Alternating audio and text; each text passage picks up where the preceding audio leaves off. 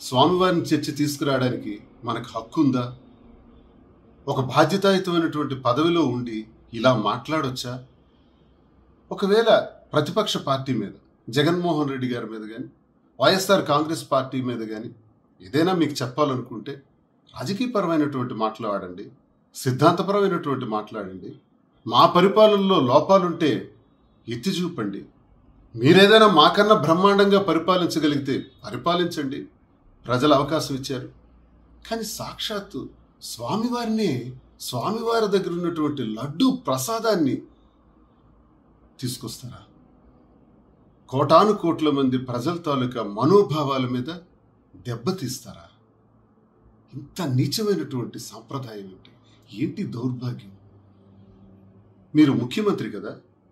2 నెలల క్రితం ఈ రిపోర్ట్ వచ్చినప్పుడు 2 నెలల క్రితమే ప్రజలకు ఎందుకు ఈ విషయం తెలియజేయలేదు? అసలు మీ ప్రభుత్వ హయాంలోనే కదా ఈ లారీ ట్యాంకర్ వచ్చిందని చెప్పారు. ఆ ట్యాంకర్ని లోపలికి అనుమతించారా? లేదే, తిరిగి పంపించేశారే.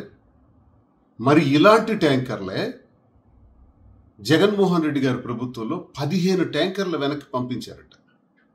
మీ 18 ట్యాంకర్లు, క్షమించాలి, మీ ప్రభుత్వ హయాంలో 14 నుంచి 15 ట్యాంకర్లు, అంటే 2014 నుంచి 19 వరకు వెనక్కి పంపించారట. ఎందుకు పంపించారు అంటే ఆ టెస్టింగ్స్లో లోపాలు కనబడ్డాయి కాబట్టి, ఎస్ వాల్యూస్లో తేడా వచ్చింది కాబట్టి తిరిగి పంపించారు. Very good.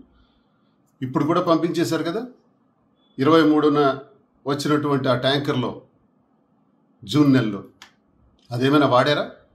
దానితో లడ్లు ఏమైనా తయారు చేశారా? లేదు కదా. మరి ఏంటి చర్చ?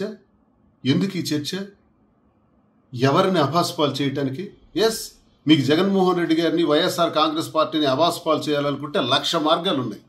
మీరు అధికారంలో ఉన్నారు కదా, ఏదైనా చేయొచ్చు.